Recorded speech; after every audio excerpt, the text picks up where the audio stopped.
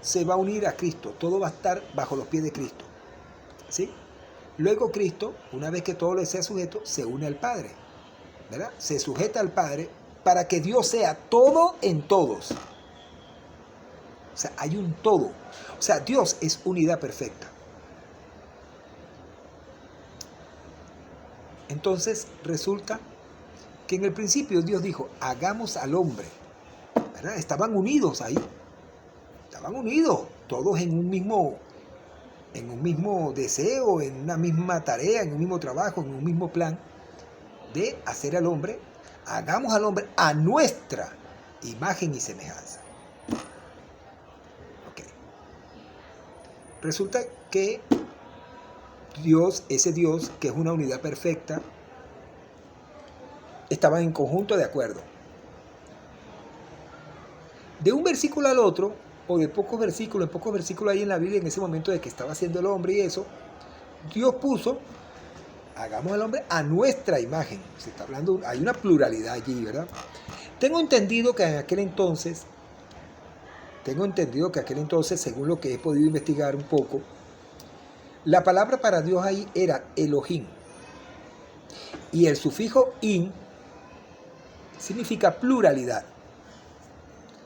Eloha es el singular de Elohim. Entonces, cuando dijo Dios, hagamos, ¿verdad? Es porque es Elohim, o sea, hay una pluralidad entre sus connotaciones, ¿no? Pero resulta que ese mismo Dios, esa organización celestial, hablando de Dios como unidad, le dice al hombre, una vez que lo ponen en el huerto y le entrega todo aquello, ¿no? Le dice al hombre, no comas del árbol del conocimiento, del fruto del conocimiento del bien y del mal, porque el día que comas ciertamente morirás. Viene la mujer, se habla de una serpiente, le dijo que comiera del árbol. Se manifestó en ese momento Satanás. Se manifestó el adversario. Pero resulta que ese adversario era un ángel predilecto. Era el querubín perfecto.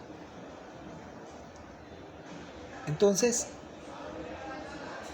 si nos ponemos a ver, hubo una rebelión. Y luego viene esa rebelión, viene en contra del hombre.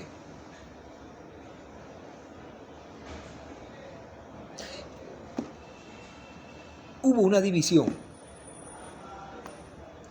¿Qué pasó con esa unidad perfecta? ¿Qué pasó con esa unidad perfecta? ¿Qué pasó con ese Elohim? Esa pluralidad de dioses, en esa pluralidad de dioses de Elohim, siguió Satanás en medio de eso allí. Porque recordemos que Cristo fue el que le despojó. Recordemos que en Job, él llegaba hasta allá, hasta la presencia de Dios. ¿Qué sucedió allí?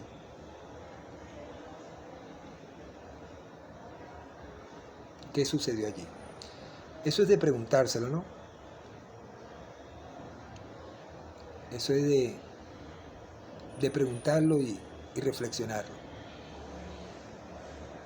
¿No será por eso? Pregunto yo aquí, reflexionando un poco, que como se trataba de una unidad y no se podía echar de esa organización celestial a ese ser o esos seres que se rebelaron, ¿no será esa la razón por la cual Dios dijo, ahora el hombre es como uno de nosotros, conociendo el bien y el mal? ¿No será esa la razón? O sea, el hecho de que se haya revelado parte de esa organización celestial que es Elohim, ¿sí? Elohim que significa Dios, pero se está hablando de una pluralidad de Dios. ¿No será que esa rebelión como organización celestial quedó allí, porque es un hecho que en el libro de Job, Satanás negoció con Dios para someter a Job al sufrimiento y al dolor que padeció. ¿No será que ese Dios Elohim, en el que estaba el bien y el mal como Dios, como organización celestial, como unidad, y que no podía, así como así, por eso que uno se pregunta, bueno, ¿y por qué Dios no acaba con el diablo de una vez? Es una pregunta que pareciera tener lógica, pero es que eso es una organización celestial, y eso no se podía romper así como así, porque aún Satanás sigue entrando a la presencia de Dios y negocia con Dios. Y vemos que en la antigüedad Dios mandaba matar. Y vemos que en la antigüedad Dios mandaba vengarse. ¿Ah? Vemos que en la antigüedad Dios manda a un pueblo a vengarse de otro pueblo y a acabar con niños y con todo. Entonces viene Jesucristo y saca a Satanás, lo desautoriza, le quita todo. Fíjese que cuando Miguel, el arcángel Miguel, contendía el cuerpo de Moisés con Satanás, no profirió maldición ni palabra en contra de Satanás, sino que encomendó la causa a quien la podía encomendar y le dijo que el Señor te reprenda. Fíjate la autoridad que tenía este Señor. Entonces, ¿no será que ese Elohim es el Dios que nos manifestaron a nosotros con una rebelión interna para destruir la visión de Dios que pudiera tener el hombre? Y por eso vino Jesucristo finalmente a enseñarnos al verdadero Dios, a darnos entendimiento del verdadero Dios. Entonces, si nosotros nos ponemos a pensar, ¿no será que nos han enseñado un Dios a través del tiempo que tiene que ver con una pluralidad de dioses, en cuya pluralidad de dioses hubo una rebelión, pero que hasta el momento no podía ser deshecho o deslastrado o quitado de allí, porque era una organización celestial que no se podía romper así como así? Entonces terminamos nosotros creyendo en un Dios equivocado, en un Dios errado, en un Dios que como organización celestial, como unidad, tenía la misma rebelión internamente.